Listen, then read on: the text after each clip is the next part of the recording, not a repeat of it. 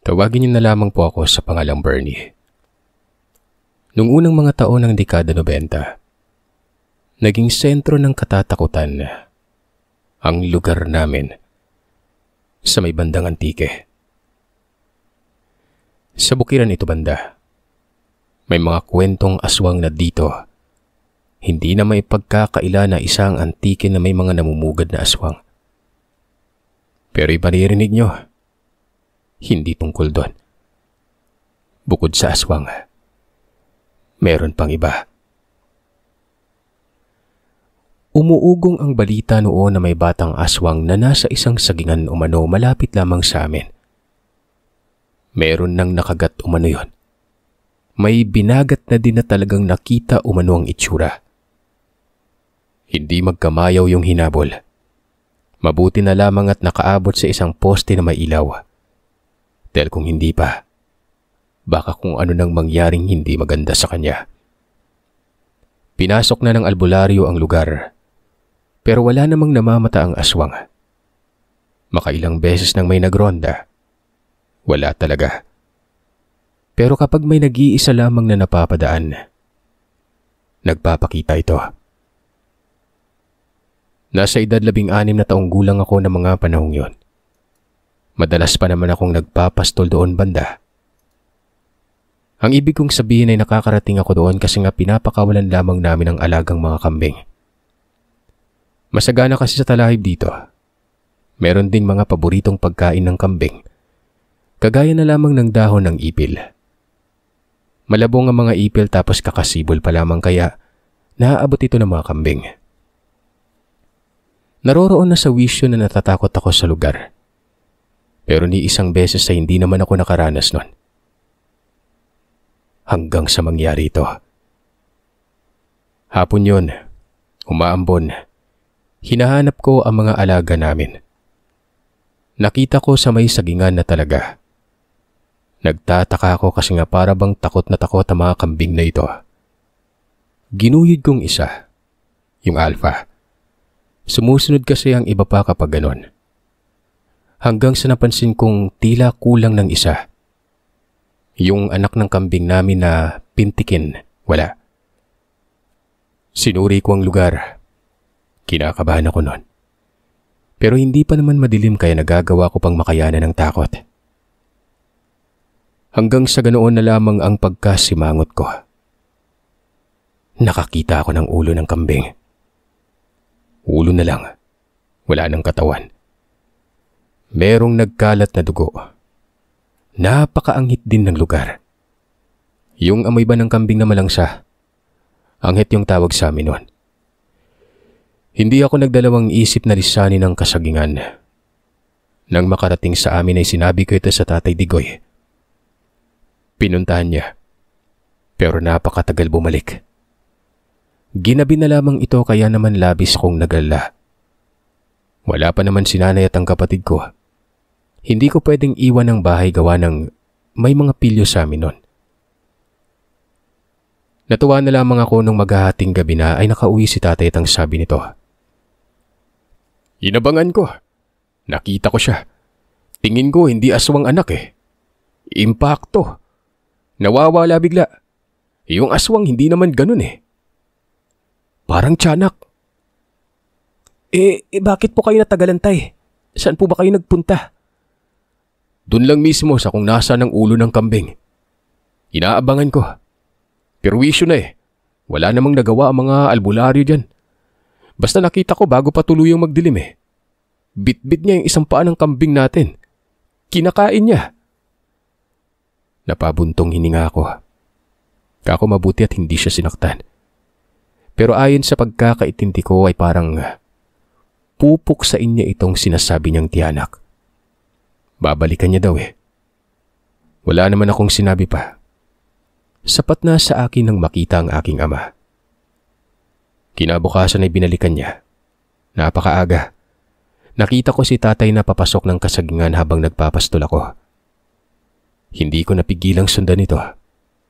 Hindi naman ako sinita. May daladalang itak yon. Noon pa man ay napakatapang na ni tatay. Taga-Gimaras ito at wala itong inuurungan. Galing nga ito sa bilangguan kasi nga may kaso siya noon na attempted homicide. Pinsan ng nanay na lasing. Tapos nung mapadaan sa amin nagsisisigaw at naghahamon. Ayun, pinatulan ni tatay kaya pinagtatagat mabuti na lang nabuhay pa. Huwag ka mag-ingay ha. Naniniwala ako ng isang tiyanak ayaw sa maingay. Mapatotohanan naman yan dahil yung mga binagat dito at yung kinagat. Mga pasaway yun, di ba? Yung hinabol, di ba? Kilala mo naman yun na mayabang. Kita na ngang may kababalagan sinusubok pa talaga para patunayan ng sarili. Mga baliw Ganun ba, tay? Nakakapanibago ka naman. Parang madami kang alam. Pasaway din ako nung bata ko, anak. Sinisita ako ng lolo mo kasi nga baka makabati ng mga elemento. Ang tiyanak hindi aswang Elemento yan. Pero kayang manakit ng tao yan. Lalo na kapag ginutom. Sa madaling salita ba tay, lahat ng mga elemento ayaw sa maingay? Tumpak. Tama ka. Lahat sila. Kahit tikba lang, naku, ayaw sa maingay. Pero alam ko ang nakatira dito, tiyanak Malawak ang saging ito. Ang may-ari ay taga Iloilo. Nabili ang lupa doon at tinamna ng mga saging na kardaba. O kung sa Tagalog pa, saging na saba. Maisa naman yung dati. Karatig maisan namin ito. May maisan din kasi kami dati. Malayo ang narating namin at habang naglalakad noon ay napapansin kong tila ba nagiging agresibo ang aking ama. Tay, ano bang meron? May napapansin ka ba? Kanina lang kalmado ka tapos ngayon parang hindi ka na mapakali. Pakiramdam ko nandito na siya nakatira. Dito mismo basta. At nararamdaman ko siya. Noon ko pa naman sana pinasok ang lugar na to kaso nandyan naman yung nanay mo. Kung sa bagay kilala niya ako. Ngayong wala siya nabigyan ako ng pagkakataon. Sa susunod na araw pa yung balik nun, tandaan mo Mapaaraw man o gabi. Gising yung mga elemento na yan. Hindi katulad ng aswang na sa gabi lang malakas. Huwag kang hihiwalay sa akin. Sa oras na malaman ko kung saan nakatira, susunugin ko. Ano tay? Susunugin? Paano naman mangyari yun? May bahay ba yung sinasabi mong tiyanak? Anak ng elemento nga Nasa mga puno yan nakatira. Basta mga bagay na makikita sa liblib na pwedeng panahanan ginagawa nila yon. At kadalasan sa mga bagay na yon mahihiwaga. May mga mutya. At ito talaga yung pinakapakay ko. Yung mga elemento kasi basta namugad sa isang lugar. May binabantayan yan. Mga bagay na pinapahalaga nila. Nagulat ako sa mga sinabi ng tatay. Ang totoo, kilala ko lang siya bilang mabait, medyo pilyo, responsable at napakatapang. Pero sa mga kakatuwang bagay hindi talaga. At doon pa lamang sa mga sandaling yon, namulat ako na may albularyo pala ang Tatay Digoy. Sumunod ka sa akin. Dito dali. Saan tay? Ang layo na natin Tapos yung kambing tinali ko pa naman sa patagan. Mabibilad po sa init yun mamaya kapag nagtagal pa tayo. Saglit lang. Basta nararamdaman ko na malapit na tayo. Ba't ka ba kasi sumama? Sino ba yung nag-utos sa'yo Ngayon lumalabas na kasalanan ko pa. Naduduwag ka lang Tingnan mo yung kalangitan Makulimlim naman. Ayun na Berne. Nakikita mo ba yung malaking bato na yan? Diyan siya nakitira. May malaking bato sa kasagingang yon. Nakausli ito na para bang jeep ng laki nito. Dalawa. At ang isa ay nasa likod. Tapos may puno sa pagitan na kung hindi ako nagkakamali, malaking puno ng madre kakao. Napakunot ang mukha ko. Saan kaya yung pinto? Puro naman bato. Tinanong ko talaga kay tatay yon. Hanggang sa hindi na siguro nakatiis ito kaya napatikim ako ng kaltok. Aray ko! Para saan yun, tay? Nagtatanong lang naman ako kung nasaan yung pinto Hinahagilap ko nga din kung may butas pa na maaaring pamahayan. Ilang beses ko bang sasabihin sa'yo na elemento Nabibilang yan sa antas ng mga lamang lupa at engkanto. Walang pinto syempre at kung may pinto man, hindi natin makikita yun. Nasa kabilang mundo sila, di ba? Malay mo yung mga batong yan, malaking bahay pala ng tiyanak. Sandali nga, naiintindihan mo ba ako, anak? Oo tay, naiintindihan ko na. Bali, invincible, ganun. Paano mo nararamdaman tay? Paano mo nakikilatis? Naguguluhan ako eh. Nakikita mo ba yung mga bakas ng dugo? Hindi ka naman bulag, di ba? Yan oh. Tsaka naaamoy dito yung anghit ng kambing natin. Bukod pa dyan anak, may karanasan ako dati sa lamang lupa eh. Basta huwag ka na mag-iingay. Kung alam mo lang sana kung ano talaga ako, nako, mamamangha ka na lang. Kaso ang hirap naman ipaliwanag dati. Dati ka pang mahirap paintindihin eh. Naupo ako sa isang banda. Naglilibot lamang si tatay hanggang sa tinanghali na. At nag-aalala ako sa mga alaga kong kambing. Kako bahala na. Sana hindi uminit. Ewan ko ba dito sa tatay ko at tila sinusuri niya ang bato. Hinihimas ito. Tumanguyon at lumapit sa akin. Ang bato daw ay isang malaking mutya. Hindi man lamang daw naging maliit para mabitbit niya. Yung malaking bato umano ay mutya daw. Ito mga sinasabi ni tatay sa mga puntong yun, hindi ako naniniwala. Sa pagkakaalam ko, yung mga mutya na ay nasa mga puno eh. Sa saging, lupa, sa mga hayop, ilog at dagat. Pero maliit lang. Pero isipin nyo, itong sinabi ni tatay, ising laki ng jeep.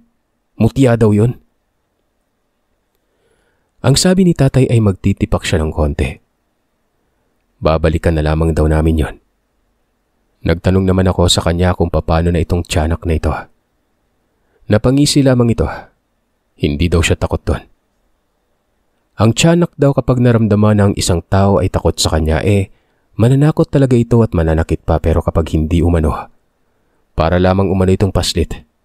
Kapag nilabanan ay iiyak.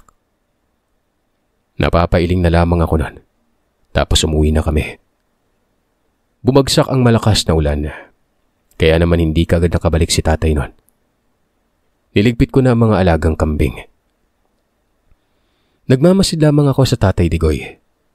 Hinahanda niya na noon ang kanyang bara at martilyo.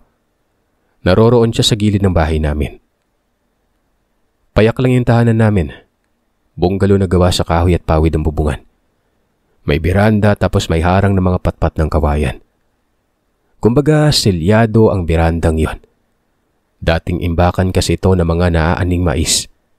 Lalo na noong nagtatanim pa kami. Sa mga sandaling yun kasi ay laging masama ang panahon. Ulan, init tapos may bagyo pa kung minsan. Bukod pa dyan parang hindi na nilulubayan ng low pressure ang lugar. Kaya nga nagkakarpentero na lamang si tatay. Tapos ang nanay ay laging nakatoka doon sa bayan. May pwesto kami doon sa tindahan ng mga gulay at rikado. Kasama nito ang kapatid kong babae, si Ate Rowena. Kinahaponan. Pupuntahan ko na.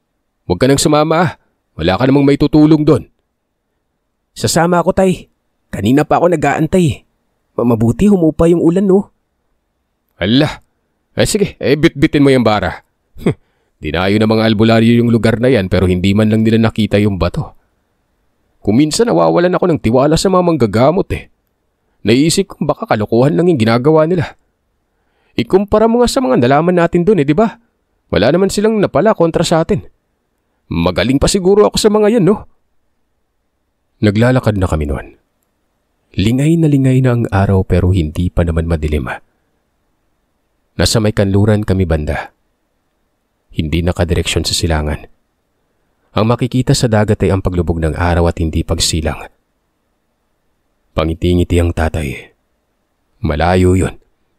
Mantakin yung mga nasa 15 ektarya ata na magkakahanay. Nakarating kami sa lugar at medyo madilim na pero may ilaw naman na dala. Flashlight lang. Katulad kanina ay naglilibot muna ito. Ako naman ay nakaatang lamang sa dinadaanan namin. Nasa daanan o nasa unahan ng konti sa bato. Hanggang sa tuluyan ng nagdilim. Tinawag ako ng tatay at nagwika ito ng, nakapagtataka. Hindi ko maramdaman yung tiyanak. Nasaan na kaya gumala yon? Kung sa bagay malalayo ang naaabot ng tiyanak. Tara na, ito ikaw ang magbitbit ng ilaw. Sumunod kagad ako sa kanya. Hanggang sa noong nasa harap na mismo ng malaking bato. Mga 2 dipa na lamang ata ang layo ay biglang sumimangot ang mukha ng tatay. Teka nga, hindi kaya natitinag ang tiyanak? Sa pagkakatanda ko kapag ang lugar ng isang elemento ay may tao talagang naroroon ito. Nagbabantay. Naririyan lang yan.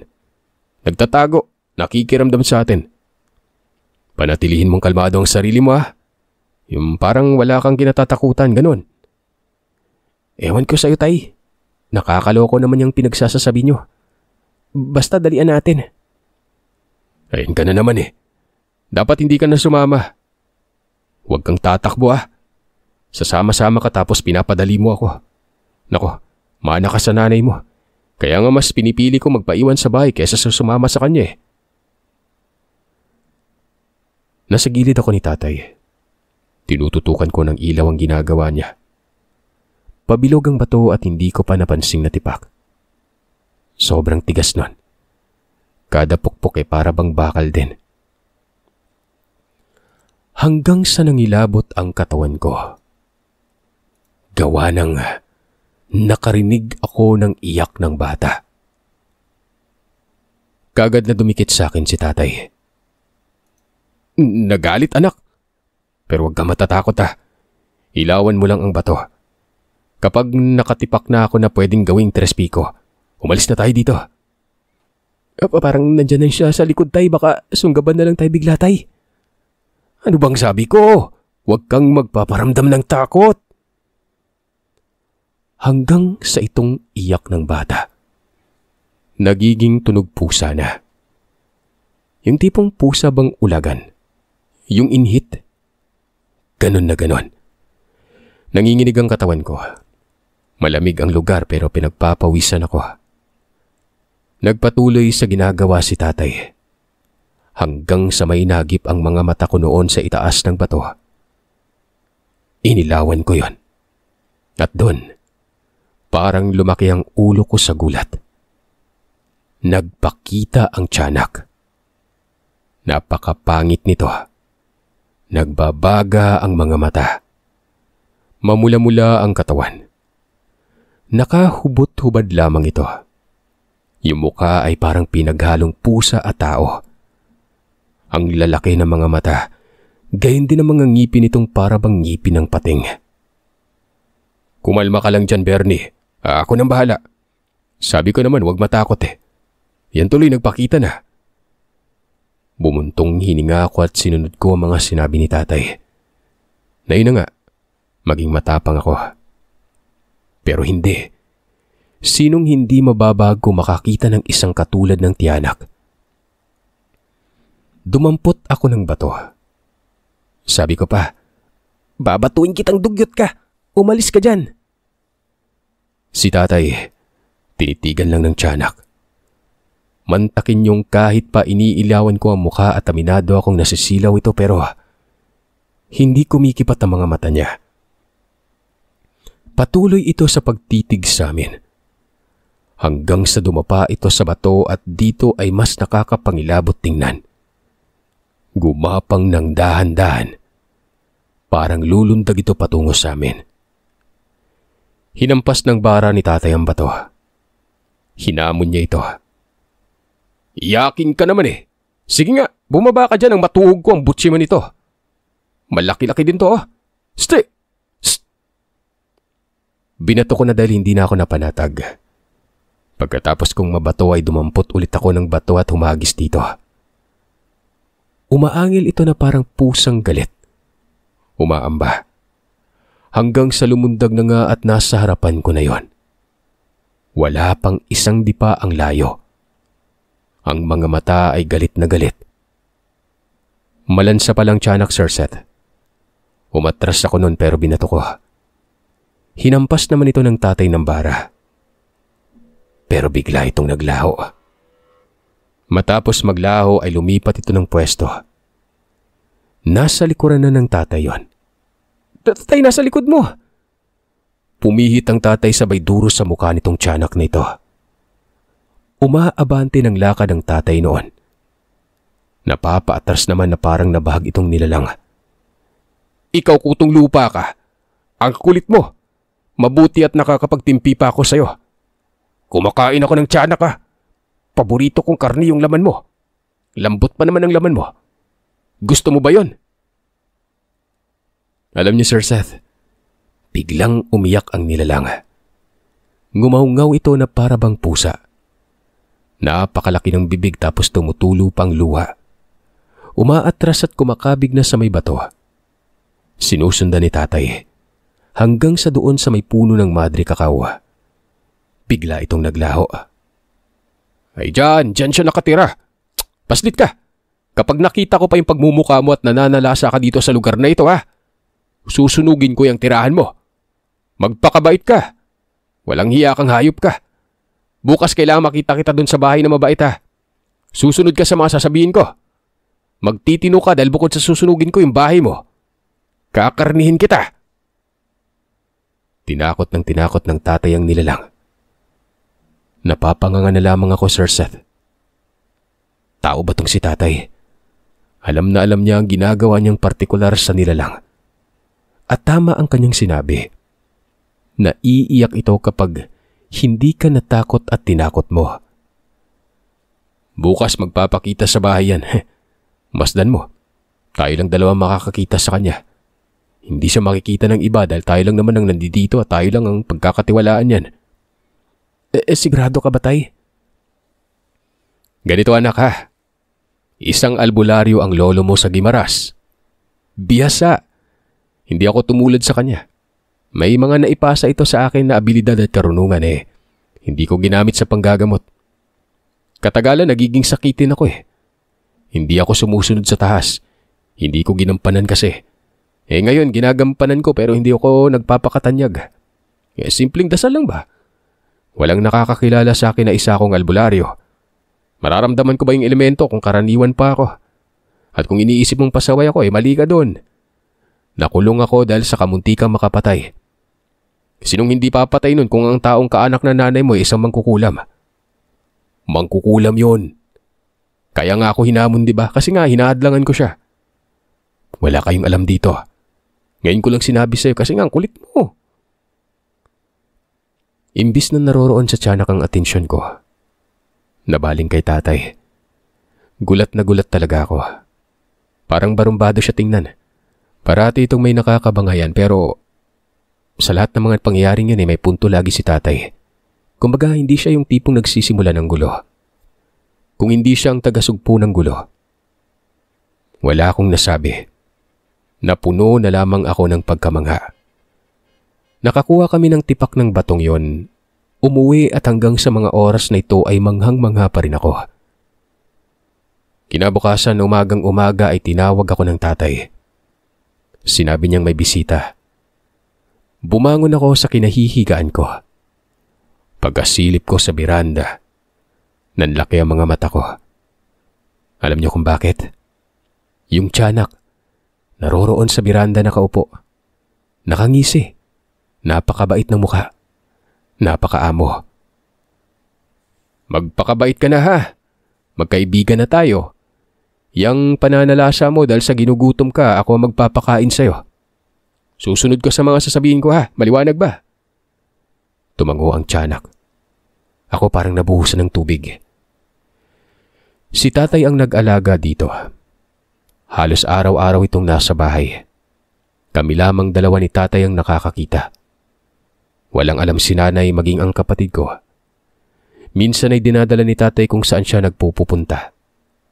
Habang nangyayari naman ito yung lugar na sagingan, wala nang nagpapakita pang nilalang. Bakit naman magpapakita naroroon na ito sa amin? Doon na nga siguro tumira Hanggang sa nakapag-asawa na lamang ako at bumukod na ng bahay kasama pa rin ni tatay yon. Kung minsan naaaliw ako kasi nga napakapilyo. Mapaglaro tapos iyakin. Kapag nasigawan, umiiyak. Nalalaman ko na kung anong pinaggagawa ni tatay. Lalo na kapag partikular na ito sa mga kakatuwang bagay. Sinabi niya sa akin ito. May nakalaban na nga siyang aswang. Hindi nga lang ako nakasama kasi nga wala ako noon sa amin.